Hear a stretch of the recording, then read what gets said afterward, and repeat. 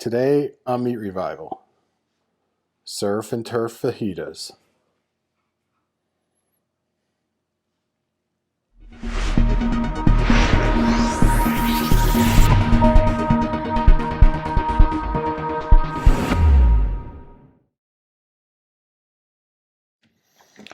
Welcome back to Meat Revival, folks. Today we're going to do just a beef fajita. This is probably one of the simplest things to do. And you know, you go to a Mexican restaurant, this is my favorite thing. Yeah, me too. But it's so simple to do. It's just a couple of ingredients. We use a beef skirt steak on it. Used to, this was kind of like a throwaway meat, you know, but people got, you know, I guess kind of like, why am I throwing that away? And figured out a way to make it work, right? Which is really good. So the couple of ingredients that we use, I'm a firm believer in the Fiesta brand fajita seasoning. That's good stuff. It is. It's not even just good on fajitas. Yeah, it's good on a lot of different things. Yeah, it's good on a tri-tip even to do that. We take the fajita seasoning. We cover it pretty good with that, and then we take a little bit of garlic powder, put that with it just to amp it up a little bit, and then we take about a half, maybe both halves of a lime and squeeze that into it and let that set for a couple of hours just till it all kind of marinates together. You can do it and leave it overnight, and it just really intensify the flavor. You know, it just depends on how strong you want it to be. So what we're going to do is just go ahead and pull this off of here. That's a nice piece. It is. That's a nice piece there.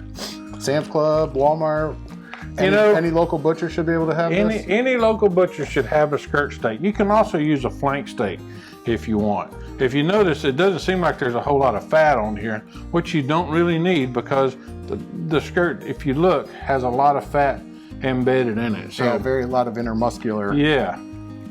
Okay. So what we're going to do is just going to take the fajita seasoning and just cover it really good. I don't like to lose that. You see, I kind of keep this in a garage where it's not temperature controlled, and caking will start to happen, you know, as with anything. I say any rub will do that. Yeah, it will. Break it up. Yeah. Doesn't mean that the rub's gone bad. It just means that you got to break it up a little bit. So that's probably good there on that side. We're going to take a little garlic powder and just kind of dust the top of it a little bit. You can never have too much garlic. Yeah, I know. So we're going to take them, flip them over, and then repeat.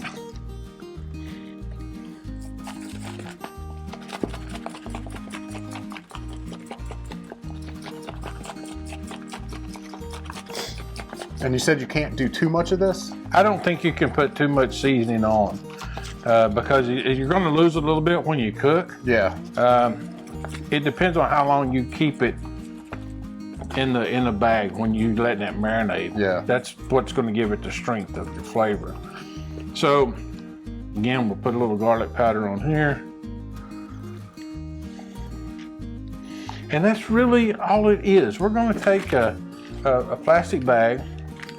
I'm gonna roll that up and put it in there. Let me get a pair of gloves right quick. I don't like. Let me get a pair of gloves to put on because I don't like to bare hand any kind of meat. You know, I just don't want to do that. So all we're gonna do is just kind of fold it over, drop it in the bag. Try not to get it in the meat where we had there. Oh yeah. Like so. Okay. Then we're going to take a lime, just kind of roll it to bust up the middle.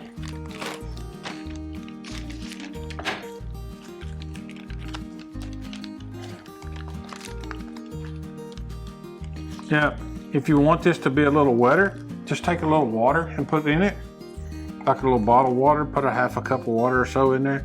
The longer this sets, the seasoning that's on it will cause the meat to sweat, and it'll bring its own moisture out. So you don't really have to add, but you're welcome to if you want. Okay, we're gonna set that aside, and probably, I don't know, 3 or 4 hours from now, we'll pull it out of that, we'll put it on the grill, and we'll cook it up. Sounds good. We'll be right back. Fajita meat setting in where it's been nice and chilled for a few hours now. We're gonna take it out, put it on our Hasty Bake. Woo! Man, can you hear that sizzle? Wait, what kind of grates are these? These are Grill Grates. They're actually turned upside down Grill Grates is what they are, so that you have a flat surface on there. When you're cooking the fajitas, you don't want them to be well done. You don't really want a red, bloody, running out, but you know, kind of a good medium is what you want. So we're gonna close this Hasty Bake up, let them cook. Won't take long. We'll take them out and slice them Man, up. I'm just saying, if people could smell this right now. I know, it is simply amazing, the smell coming off of here right now. All right, we'll come back and visit this in a minute. Yep. 134, 120, 135, 124. Shrimp's done at 120 degrees. Wait, I thought we were cooking beef. Well, we were, but the beef is already done. It's come off. Now we got the shrimp on it. We're doing a shrimp and beef fajita here, baby. It's Surf and Turf. Surf and Turf. Man, this is a prize.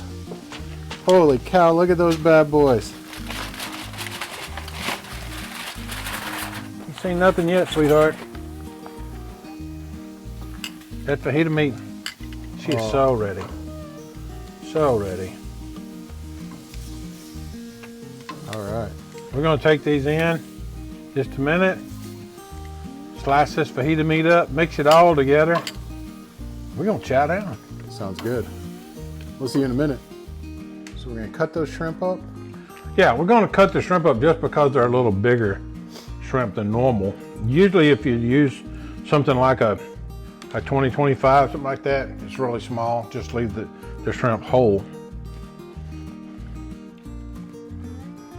What we're doing now is just cutting this up, and then we're gonna pull the meat out here.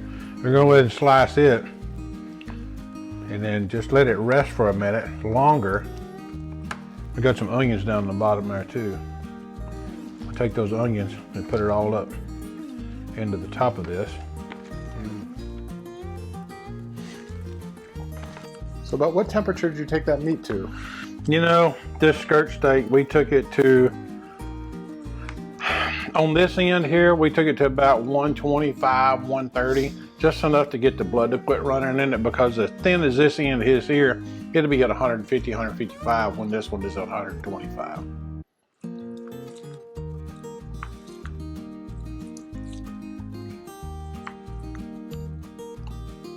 So just slicing thin. Is that with the grain or against the grain? The grain is running, well, see, it's got two different pieces there. So here you can see the grain running across, and it looks like it's going to be tough, but it won't be. If you have a mind to, just cut it this way and cut it the other way. This will be a cross grain here.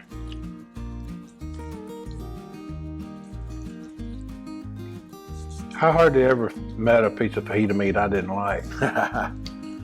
Cut with, cut without. And like I said before when we were looking at it, it's hardly ever any fat in it. But you can see now how juicy the meat is.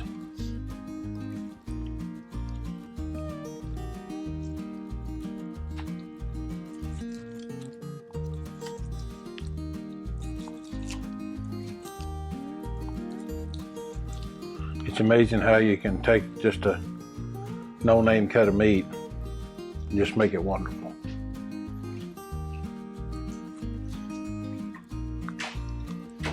Coming into it? Yeah.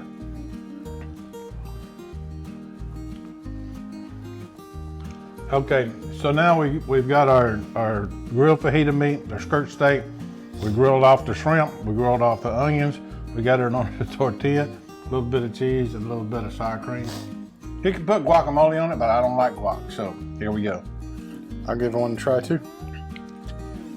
Let's see. That's a big fajita right there. You want to make sure you get your money worth around here. Save a couple later. This is awesome. I wish I could be here. I'm sorry you can't. Not really, but this is so good. I think I did save some. That's gonna make some. That's good stuff right there.